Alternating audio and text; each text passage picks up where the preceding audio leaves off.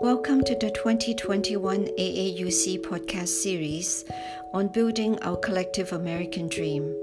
Hi, this is Dr. S.K. Low, President of Asian American Unity Coalition, in short AAUC. AAUC stands for Diversity, Unity, and Equality. Welcome to AAUC Podcast, Episode 3, Racial Profiling, a Threat to Our Collective American Dream. My name is Xiaoyan Zhang, Chair of Public Relations, Asian American Unity Coalition. In building our collective American dream, AAPI community often face the question of loyalty when the U.S. national security is at stake. Historically, there were incarcerations of Japanese Americans during World War II, investigation of Chinese Americans during McCarthy era, surveillance of Arab after 9/11, and today, the China Initiative that scrutinizes Chinese American scientists and researchers due to tension between the U.S. and China. AAPI communities need to follow the laws and appreciate the necessity of protecting national security interests.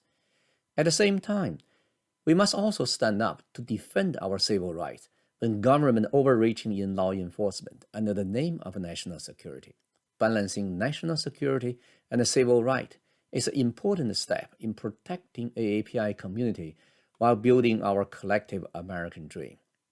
In this episode, our host, Jack Hanna, will have conversations with stakeholders from different backgrounds to share perspectives on the China Initiative to help us understand the significance and implication of racial profiling in today's political environment.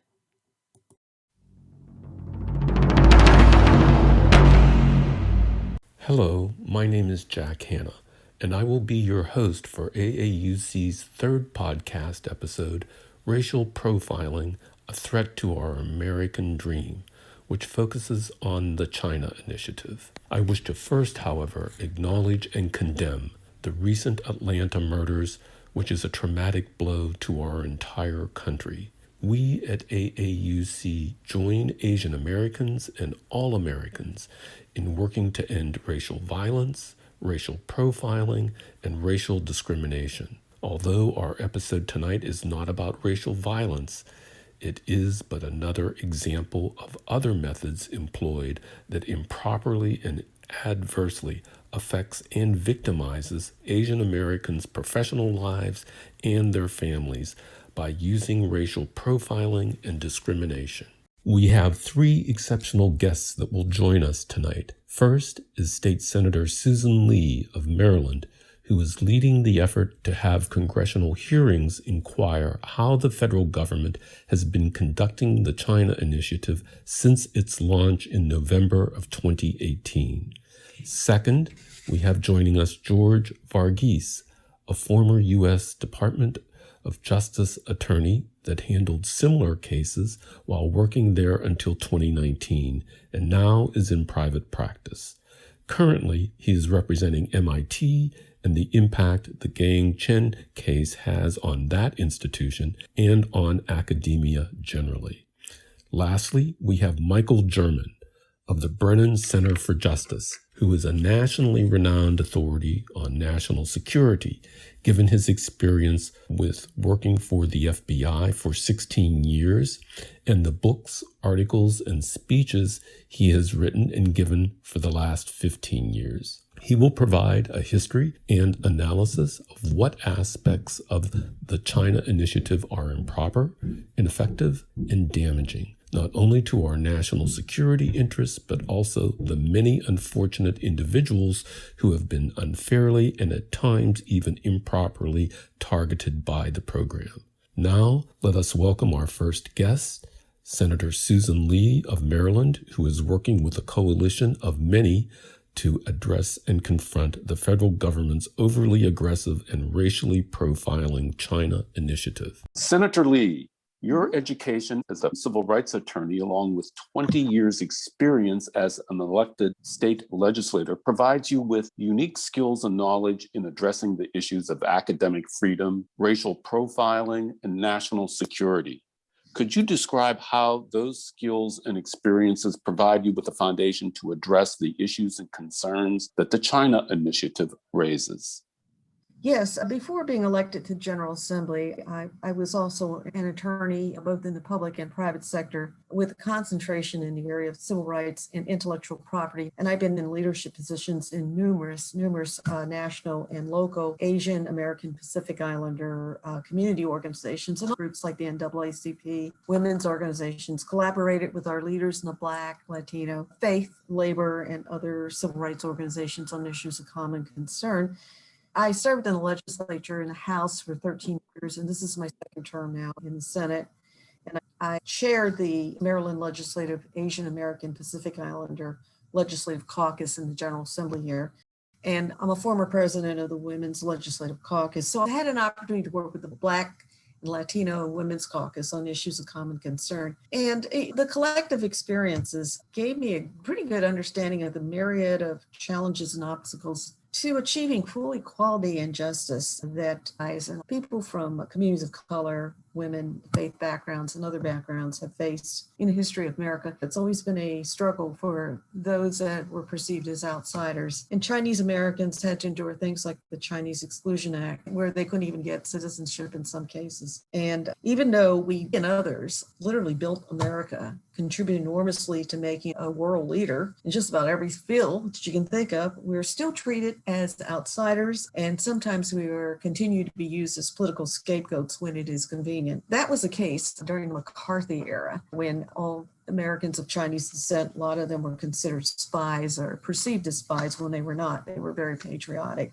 And because of that, America lost some of its good scientists who went back to China. My uncle, who is now a retired oncologist in California, recalled the time in San Antonio, Texas, when they received a late night knock on the door from the FBI. And I believe that they thought he was suspicious because he had simply subscribed to a Chinese language newspaper. And he was just trying to keep up with things going on in the community as well as what was going on in China too. So my uncle recalled how scary that was, but that's just an example of what happened in the old days. But now it's happening again. And unfortunately, I think it's been reignited with all that toxic rhetoric and those disparaging statements against the AAP and immigrants, people of color, and frequent reference to the virus, Kung Flu, and China virus during his tenure promoting the China Initiative, which has been very damaging and has had dangerous consequences for everybody in our community. It's placed under suspicion a whole ethnic group who have been making significant contributions to America in all different ways. So I think this gave me a foundation. I'm using my collective experience to be able to work on this issue. Senator, could you describe how it was that you helped prompt and organize the recent February 1st letter of 2021 and the previous one from about a year prior condemning the current US DOJ policy regarding the China Initiative? Also, what additional actions could be taken to push the effort forward? Well, when I see an injustice, I can't just stand by and let it happen. That's always been my history. So I believe that we as public officials, that while we're in office, we do have a responsibility to make sure we do all that we can to pass laws or have policies that actually uplift and empower and improve the quality of life for all of us, not to damage us, but not to violate our civil rights, but to let us be able to live in happiness, liberty, and justice. We all support efforts to safeguard America's interests and prosecute any wrongdoers. It's a real grave injustice to stereotype and target entire ethnic group and put them under suspicion and without any real justification. And to date, our congressional hearings have been a little bit one-sided because they focus only on the espionage threat, but never address the issues dealing with the civil rights violations to those scientists or to the damage done to America, even though those scientists were later proven innocent. But then their lives, their careers, their reputations were totally devastated or destroyed. These scientists, they were very patriotic. They still are. They spent a lifetime of work dedicated to developing medical breakthroughs, which have helped America be a global leader in science and technology. And they are part of the solution to United States global challenges, not the threat. It's the broad sweep of the FBI's counterintelligence efforts, and of course the NIH's and other entities related actions. They resulted in these major civil rights violations that hurt America's ability to be that global leader in science. But violations have been very frequent and just really disturbing to a lot of us in our community, because it could be us too. It could be any of us, Asian descent. The letter was signed by prominent scientific and AAPI leaders and organizations nationwide, because we saw this as an attack, not just on our community, but also an attack on science. And it was signed by very prominent people. For instance, former U.S. Secretary of Energy, Stephen Chu, former Washington State Governor Gary Locke, who's also the U.S. Commerce Secretary, as well as a U.S. ambassador to China, and he's still active in the community, and many others, scientists and civil rights leaders. We believe that a hearing will shine light on some of these discriminatory policies and practices and provide that needed transparency and accountability that we need. We got to do this. I think a hearing will do that. And we've exhausted all other means of addressing this issue. Our congressional members, particularly Congressman Raskin, had made requests to FBI and Justice and I believe NIH and have not received any adequate responses. So we don't know what else to do except that the hearing is the most viable means of addressing these violations and also shining light and how we can better be and how we perhaps may be able to develop some laws and policies to prevent this from happening again, violation of civil rights anyway. So that's what we've been doing. And so far we're working with the committee. We hope that we can have a hearing, but we're in the process now of trying to work with the committee. We probably can update everyone shortly as to what our progress. Senator, you had the occasion and opportunity to work with now Congressman Jamie Raskin, a constitutional law authority, when he served in the Maryland legislature with you. Has that experience and relationship assisted you in developing a strategy of what issues, challenges, and possible revisions and solutions to the detriments and problems the current China initiative presents? If so, what are they? When Congressman Raskin served in the Maryland Senate with me, we worked on legislation together dealing with things like civil rights, civil liberties, gun safety. We worked on the repeal of the death penalty and other issues to empower and uplift all people in our state. He is the leading expert on constitutional law issues. You know, he was a professor of constitutional law at American University School of Law. He is Harvard Law. I mean, couldn't get better than Jamie Raskin. And he's one of the most committed champions of democracy and civil rights I've ever met in my life. So I knew that he would be interested in this because he's someone that we don't really have to educate on issues dealing with our community because he's already worked with our community. He's worked with a diversity of communities on civil rights. So we are hopeful that we can build on these relationships that we had in the Maryland Senate and now work with him and members of Congress to have this hearing and to shine light on what's going on. And this wonderful alliance of leaders and organizations have joined our letter. They're very enthusiastic about this. And we just look forward to working with Congressman Raskin and his colleagues now. I'd like to update you as time goes on, and we're still in that process. Given your 20 years experience as a legislator, which included leadership positions in both the House and Senate in Maryland, what U.S. congressional hearings and actions do you see as the most likely and effective manner of obtaining a consensus on revising the China Initiative policy, including its name? I think, fortunately, we have a new administration that understands our issues too. President Joe Biden is very sensitive to the challenges that Asian American Pacific Islanders have, especially with the China Initiative. This initiative was put forth by the Trump administration, and it has not yielded anything really substantive that it was expecting, like major espionage. I just think that now we can work with this new administration who has already denounced racial profiling. And even in yesterday's address by President Joe Biden, he said we cannot discriminate against the AAPI community and that there's a lot of discrimination going on now. And he has shown leadership because he made this part of his speech. And I was so encouraged because when the top leader of our country does this, that's a great sign. We've made progress and we're back on track working towards equality and justice. So, and then we have Vice President Kamala Harris, the first Black, the first South Asian American, and a woman. I think she brings her perspective. She was a top prosecutor in San Francisco. She was Attorney General of California. She was exemplary, outstanding U.S. Senator. She's like one of those overachievers. And her perspective is very important to help with this current administration be able to understand what the initiative was about. And hopefully we can eliminate it. It has nothing but damage our community. And I think it's un-American and it's unpatriotic. So we're hoping that's what we can work towards now with the new administration and the members of Congress. And now that we have also a different Senate too. Anyway, that's my take on it, my 2 cents.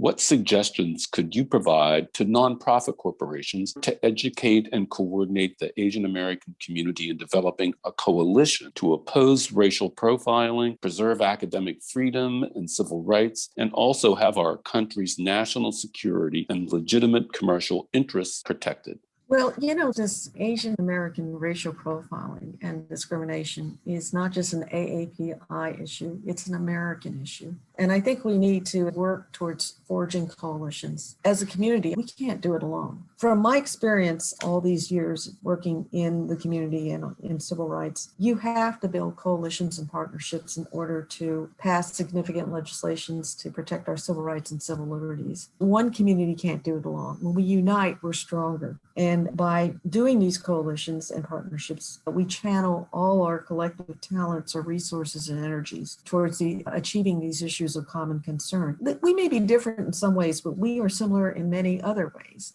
And when we have common goals, if we can work together on those, I think we can achieve so much more for all our communities. And it's worked well in Maryland. When the General Assembly passed one of my bills, which it was called the Maryland Equal Pay for Equal Work Act, it's now one of the strongest pay equity laws in the nation. It was accomplished because we had a coalition of diverse advocates and stakeholders and leaders. It wasn't just done by one community. It was everybody working together. It was APBI, Black, Latino, women's, faith, labor, and business too.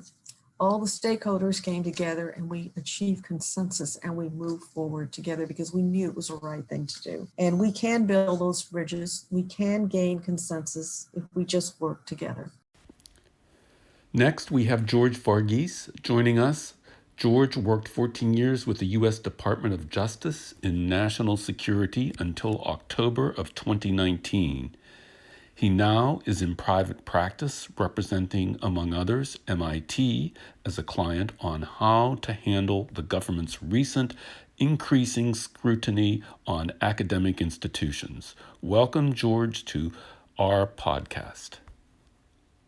George, you served in the U.S. Department of Justice for 14 years until October of 2019, with an emphasis on national security issues. Now you are in private practice representing academic institutions and advising how they should respond to the federal government's scrutiny of commercial and academic. What agencies beyond the Department of Justice are involved with the government's monitoring of the academic community? Well, Jeff, it's actually a whole of government approach that the federal government has taken to this issue. And what I mean by that is that there's a number of different federal government agencies that are actively looking into the issue of Chinese influence on research and academic institutions. And so we've seen that from the Department of Education. They've had a series of investigations of academic institutions under Section 117F of the higher ed law, which had never happened before until a couple of years ago, where they looked into which countries were contributing money to academic institutions. We've seen it from NIH and the National Science Foundations, both of which have revised their guidelines and called for increased transparency of academics and researchers' foreign affiliations. We've also seen it from Capitol Hill. We've seen the Senate Permanent Committee on Investigations do a large-scale investigation on the Chinese Thousand Talents program, as well as the role of Confucius Institutes on academic campuses. And so really what you see is that it's a whole of government approach that's been happening in the last few years, focused on this issue of Chinese influence in academia. Your 14 years of service, did the process of prosecution and the standards of what constitutes espionage change at all? And if so, when and why? It's a great question. And the answer is that it didn't. To make out an espionage charge is the same as it's always been. And it's a very hard charge to make and win at trial. And so what you've seen is that the government has made lots of arguments that there is a theft of intellectual property or a theft of IP or academic US-funded, taxpayer-funded research going to China. But they're not bringing espionage charges. They're not bringing theft of trade charges because those are really hard charges to make. And the evidence doesn't support them. And so what they're doing is they're bringing a series of charges and cases about disclosures to federal granting agencies and essentially trying researchers by implication and saying you failed to disclose on your grant application, therefore you must be stealing technology. But because the standards for a theft of trade secrets and an espionage charge are so high, the government can't meet their burden or have evidence to prove that. They're going by way of bringing these lesser charges and prosecuting the researchers by implication. One of the questions that strikes me as very, very important is those standards with regard to disclosure that the government is now bringing charges against scientists under the China initiative. Are those different now than they were, say, 3 or 5 years ago? Has the question of fraud, quote unquote, intermingled with the question of foreign espionage? It is a new enhanced focus of the Department of Justice to be bringing criminal charges based on failure to disclose on a grant application. This has not been an area of criminal prosecution before the China initiative. And they have essentially weaponized grant disclosure errors, which before were handled administratively by the NIH or by the federal granting agencies. They've essentially made these federal cases what they consider to be espionage or national security type cases. Do you think the NIH or academic institutions in and of themselves might be able to administrate disclosure requirements of their institutions that focus on mistakes with regard to disclosure as compared to espionage investigations, thereby narrowing the focus that such offices as the Department of Justice would have to solely be concerned with espionage and trade secrets being absconded? NIH has been very active in this space in and of themselves. They have what they call removed researchers from the NIH ecosystem if they found that they have not fully disclosed their Chinese affiliations. So if you have an affiliation with a Chinese university or a talent program or a research entity in China and you didn't put it on your grant applications or your progress reports, NIH has been very aggressive about removing federal funding from those folks. A large number of those cases have also been referred to the Department of Justice for criminal prosecution. And we've seen the Department of Justice bring several of those cases based on the underlying idea that you failed to disclose to the NIH. But all of this is under the umbrella that the unsaid reason why these researchers have not done the disclosures properly is because that they are non-traditional collectors or that they are somehow spies on campus, which when you go talk to the researchers, you realize it's patently absurd. I mean, most of these researchers will tell you they're not working on classified science. They're working on fundamental research. And the point of fundamental research is that you do your research and then it is published for the whole world to see. And so the argument that the department has made really rings hollow when you think about it in that respect. Do you believe that the Department of Justice's implementation of the China Initiative 2 years ago has fundamentally changed or threatened the federal government's relationship with academic institutions? If so, to any adverse effect? It has changed the federal government's relationship with academic institutions. It's really caused a chill on collaboration that is the lifeblood of academic pursuit in higher education. When you go talk to researchers, when you talk to university administrators, they'll tell you collaboration was always something that was heralded and something that was encouraged not only domestically, but internationally. It makes the science better. And the effect of the China initiative has really been to put a chill on that and to raise suspicions about Chinese American researchers or any researchers really who have any affiliations with China. In terms of the federal government's relationship with academic institutions, it's put a strain on that. You know, the NIH has always been considered to be a great funding mechanism. And now they're essentially acting as a law enforcement agency of sorts and scrutinizing disclosures and saying, well, you failed to disclose, therefore you're not entitled to federal funding. And it's been a very aggressive approach. I think academic institutions have really been scrambling to react to this much more more aggressive posture from NIH, National Science Foundation, and the Department of Justice and the Department of Education. And it's become much more adversarial. Do you think it's sustainable that the Department of Justice can continue the China initiative in its present iteration? And if not, how will the Department of Justice be able to change and pivot in a way to administrate the responsibility it has to prosecute foreign espionage and yet have the interest of maintaining academic freedom and legitimate exchange of scientific information continue?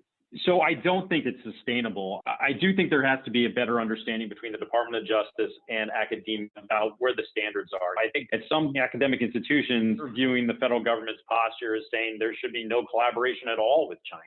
And so trying to understand where are the guardrails, what is acceptable, what is not, has been a very difficult challenge for academic institutions and researchers. And so I think there needs to be much more clarity about what is allowed, what is not allowed. I think there has been some benefit that's come out of this process in the sense that, yes, it's always good to have transparency and full disclosure, but the negatives have been much greater in terms of it's really caused folks to question Chinese American researchers, Chinese affiliations, academic collaboration generally. And I don't think that has been good for academia.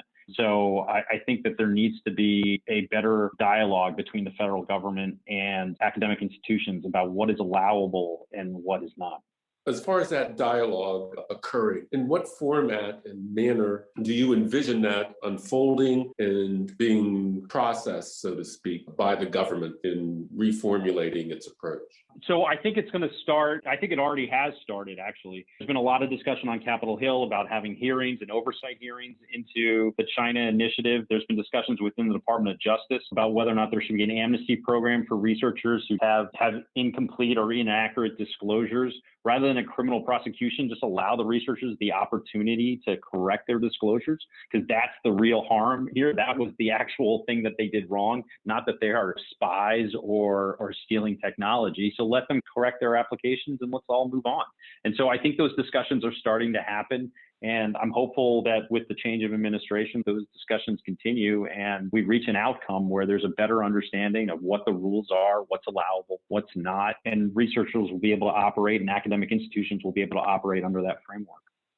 George, do you think that complaints from the Asian American community have any merit as to the allegations of improper or, at the very least, inappropriate racial profiling being committed by government agencies in their enforcement actions?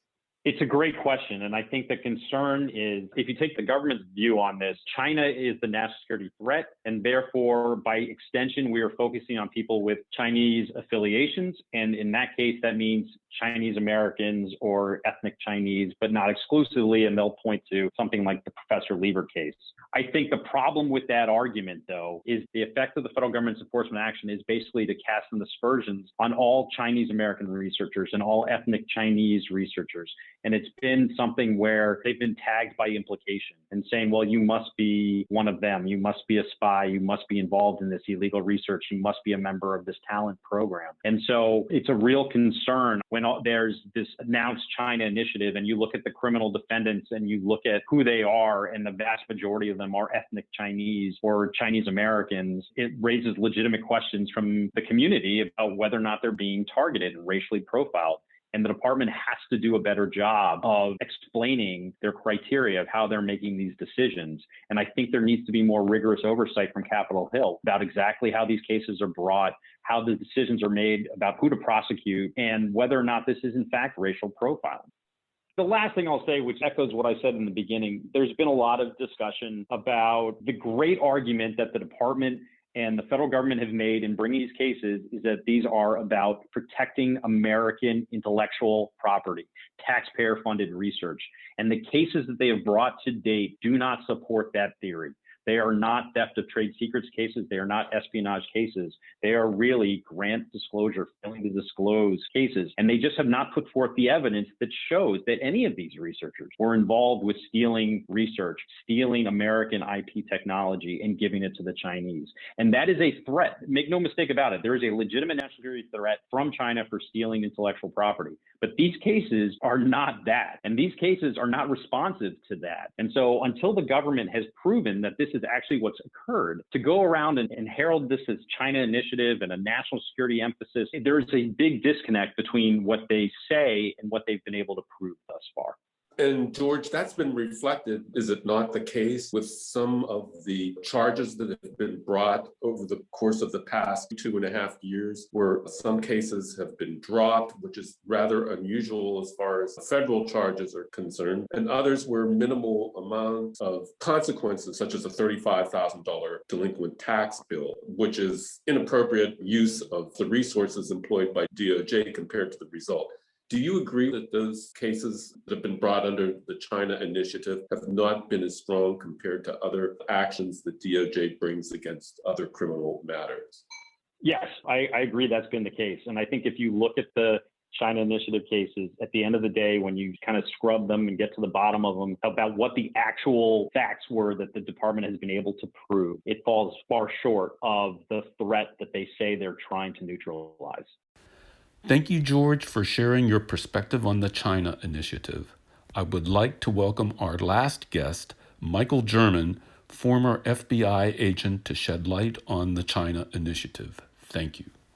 Welcome, Michael German, to AAUC's podcast series. What your views and experiences are with regard to national security and the FBI and the standards by which it employs investigations concerning national security.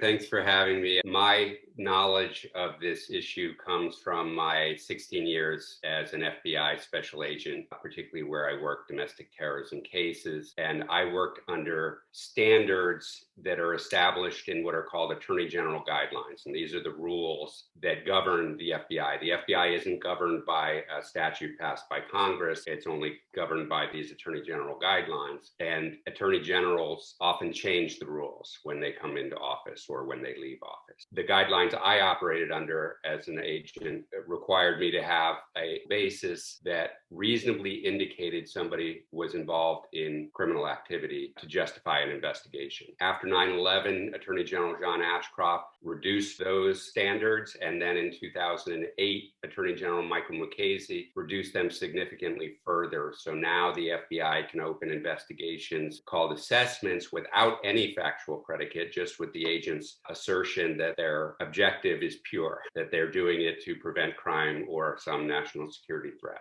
After 9/11, it wasn't just this legal architecture that changed, but also the attitude. And that was what concerned me at the time, was a lot of terminology from the Hoover era was being resurrected. And part of that involved what was called the disruption strategy. And if you look back at J. Edgar Hoover's COINTELPRO program, which is the program that targeted Martin Luther King and other civil rights leaders, they would often talk about disrupting or neutralizing groups that were activists for social change. And this term disruption came back into the FBI's lexicon, where agents are actually credited with taking actions that disrupt a person's life, even where there's no criminal charge laid. And the concept for it comes from the idea that the Chicago gangster Al Capone wasn't charged with any of the murders or bootlegging that he was responsible for. He was charged with IRS violations, tax violations. So the idea is that if you have this very bad person who you can't bring charges against, in Capone's case, because witnesses and victims were terrified of him and refused to testify, and he had corrupted the courts and the jury pools, you would find any small thing that they did to create this disruption. And we saw that resurrected in the counterterrorism context, but I also see it being used in the Justice Department's national security program. It calls the China Initiative, where it sees itself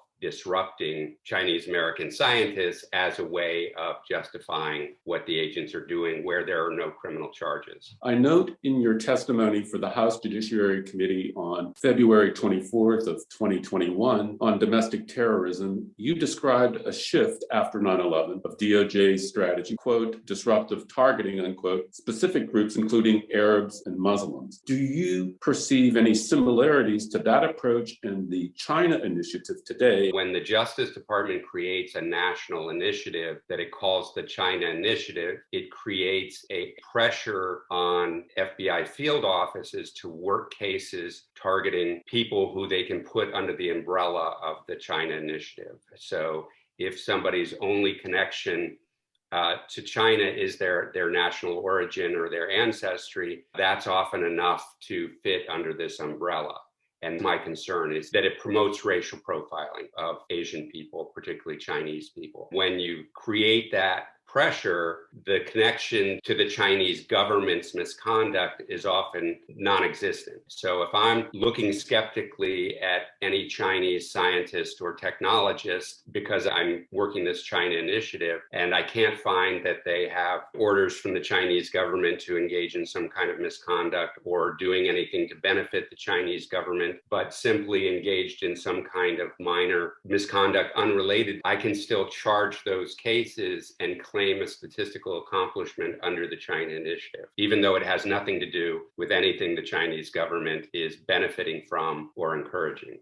So in the end, it is the case that kind of approach with racial profiling does not benefit securing America's national security interests by employing that expansive technique that really doesn't focus on the actual threats that those acts might pose?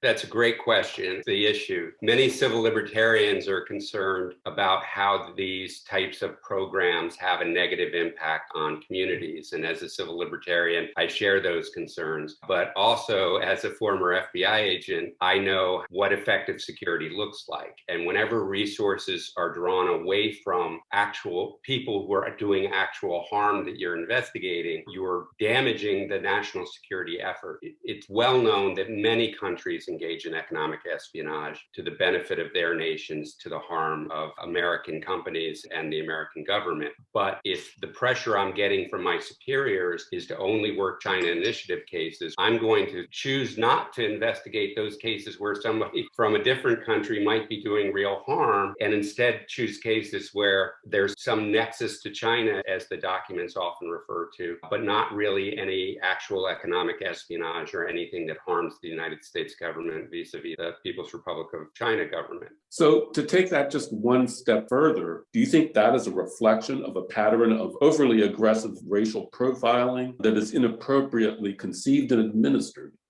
Absolutely. It shouts overreach. It's rare for the federal government, a federal prosecution, to fail. To result in the federal government is usually very exacting. They have a lot of resources. The FBI has a lot of very effective investigators and a lot of very powerful tools that they can use to do investigations. So by the time they get to an actual indictment, laying charges, they've had enough evidence to convince a grand jury, and it's rare for them to lose a case. It's extremely rare for them to drop charges before a trial, absent some kind of plea agreement. And so when I started seeing those cases targeting Chinese American scientists, that rang alarm bells in my head that something is wrong here. And if you look at the acquittals of charges to where there is just some very minor charge, those are indications of a problem of government overreach. Because again, on the one hand, you can look at this person who is charged with a serious crime and the charges are dropped before trial, that they're lucky that they didn't have to go through the expense of a trial, because that costs an awful lot of money for a defendant. But the cost of getting ready for that was already significant, number one, and the damage to that person's reputation is enormous, because among some people in the population, they're going to think something's still up, right? The Justice Department wouldn't have investigated him without some reason to believe that he or she was doing something wrong. So it does lasting damage, which is why it should be an alarm bell within the Justice Department as well about how they're approaching these cases. But we've actually seen it get worse, where rather than laying significant charges of economic espionage or theft of intellectual property, what we see them doing is laying very minor charges, which is both an indication that this isn't a person who properly engaged in the type of activity that justified the investigation in the first place, and seems to be part of this disruption strategy, that we can't prove that they're engaged in any kind of serious misconduct, but because of our bias that this is a problem, we can't be sure. So let's bring these minor charges just to damage them professionally. And that, of course, is not an appropriate thing for the Justice Department to be doing.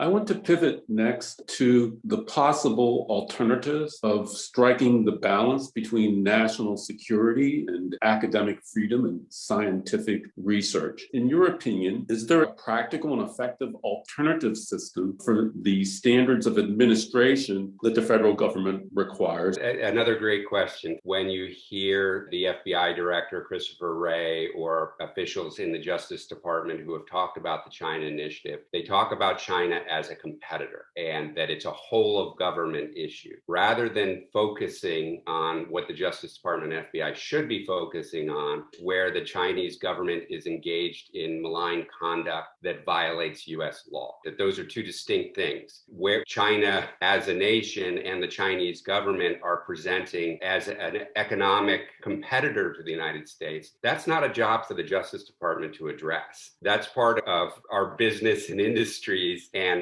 academic institutions and labs to do a better job in that competition, where the Justice Department's treating competition, and particularly when they're looking at groups like the Chinese Thousand Talents program or the Confucius Institutes, and demonizing them in a way that's inappropriate. The FBI and the Justice Department should not accuse anyone of improper conduct unless they're bringing charges. But by expanding the role of the Justice Department as a player in competition in helping the U.S. be a stronger competitor, that's where things get wrong, because they're not actually engaged with the U.S. scientific community to recognize the benefits that we get from foreign scientists coming and working in the United States and sharing the product of their work with the world. They're looking at it as a zero-sum game, that their job is to shut down that kind of information sharing and those kinds of intellectual exchanges because it risks creating some sort of inappropriate sharing. But that does more harm to our society writ large, and particularly to the development of scientific and technological advancement. So I think that's what we need to do, is make sure that law enforcement is focused on violations of law. And we can do that by, again, raising the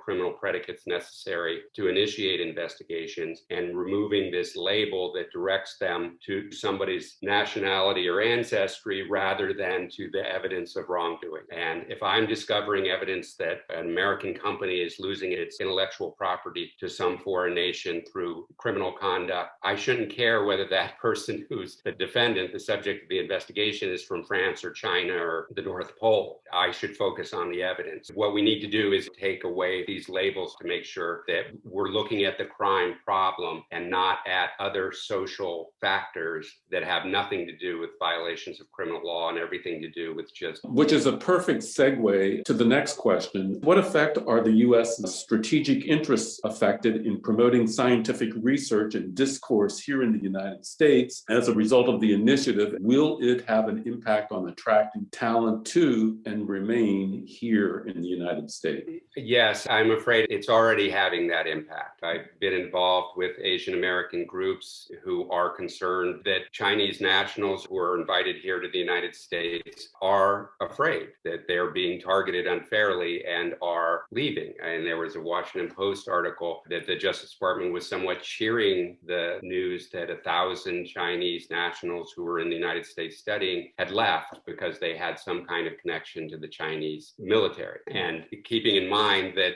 governments are very different, and where you have compulsory service, pretty much everybody has some kind of connection to the military. Whether that connection has anything to do with misconduct might be completely undemonstrated, yet it's forcing people to protect themselves by leaving the United States. And that harms the talent pool that we have to develop science here, and also creates a barrier to information sharing in the scientific field, which only are talented scientists that could be working here and benefiting the United States and the world. But the lack of sharing information can also undermine our ability to advance science and technology the way we need to. My last question, Michael, where we go from here and how the federal government and the FBI in particular should pivot from the China initiative, which was created in November of 2018 with regard to national security and academic freedom.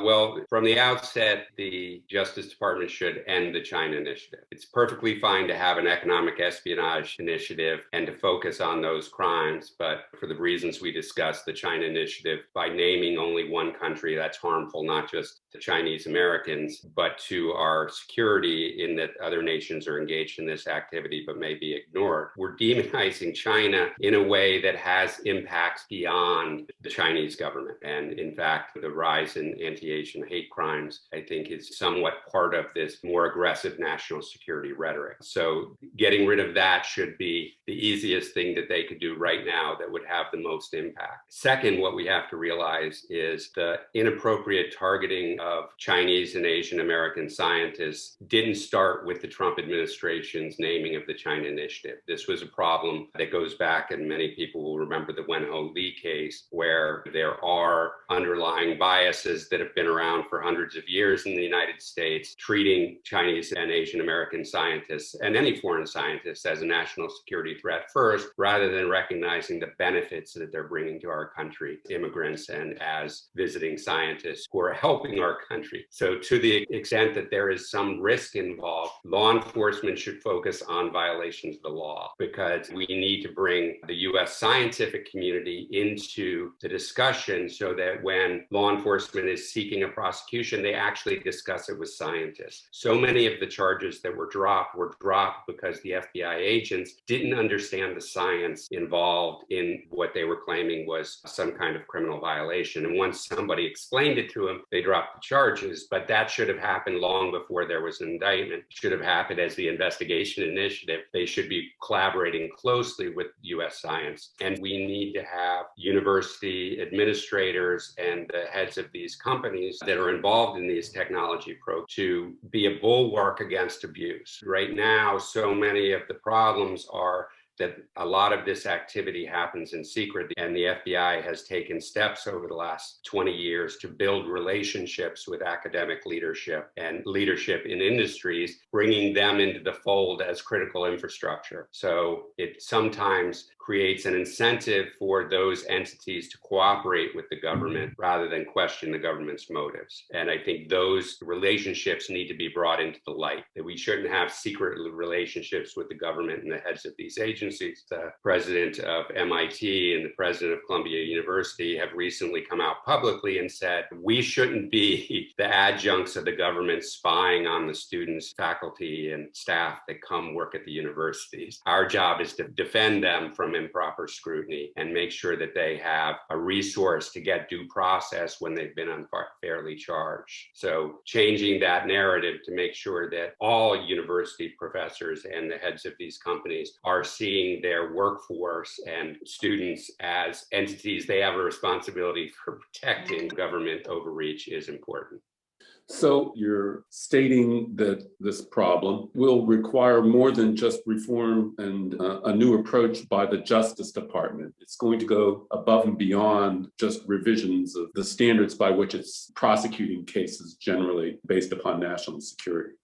I think that's exactly right. To the extent that, as the Justice Department and the FBI like to say, this is a whole of government threat, it's also a whole of government responsibility to make sure we are protecting those aspects of our relationships with foreign governments, to understand that cooperation often benefits everyone. As unfortunate as the pandemic has been in the loss of life, it's an opportunity to recalibrate. We have been in this national security status since the 2001 attack, somewhat without question, that, of course, the intelligence and law enforcement agencies need broad authorities to protect us from harm, not realizing that, no, there are other harms, and the methods that law enforcement intelligence are using are making it more difficult for us to cooperate internationally to make sure we're taking care of things like a pandemic, that if the United States goes alone, we're not going to ever get back to normal. Well, thanks very much for having me. And let me just say, I provide my sympathies to the families of the victims of the recent hate crimes in Atlanta, but across the country. I know that this is a much broader problem, and for everyone who's affected, I hope to work together with all communities to make sure that we're all better protected. Thank you, Jack. That was quite a lot of insightful information to be absorbed in your in-depth interviews. On behalf of AAUC, I would like to thank State Senator Susan Lee of Maryland, ex-DOJ Attorney George Ruggies, and ex-FBI agent Mike German for shedding light on the delicate issue of balancing national security with individual civil rights that should be protected. My takeaway from the 3 interviews are the label China Initiative should be removed from DOJ just as China virus is removed from all government documentations. The DOJ focus should be on real espionage charges rather than using the strategy of disruption. The China Initiative has initiated clearer guidelines between NIH and academia without major espionage cases being charged. It negatively increased anti-Asian sentiments, reduced the talent pools of scientists and researchers, and compromises the U.S. competitiveness, thus do more harm than good. As Asian American now in the crossfire of anti-Asian hate, violence, it is important that we have allies in the whole of U.S. government and society that will help protect us from further discrimination and racial profiling. We need to build coalition to fight misinformation and disinformation that distort the truth and inflame hate. Thank you for staying with us in this longer than usual podcast. Please tune in to our next podcast on the affordable health, a building block of our collective American dream. It will be broadcast on the last Sunday of April after 8 p.m. Eastern Time. The AAUC podcast is brought to you by the generous support of our organization and individual lifetime members. For more information about AAUC, please check out our website, asamunitycoalition.org. Again, it's spelled as asamunitycoalition.org. Thank you for listening.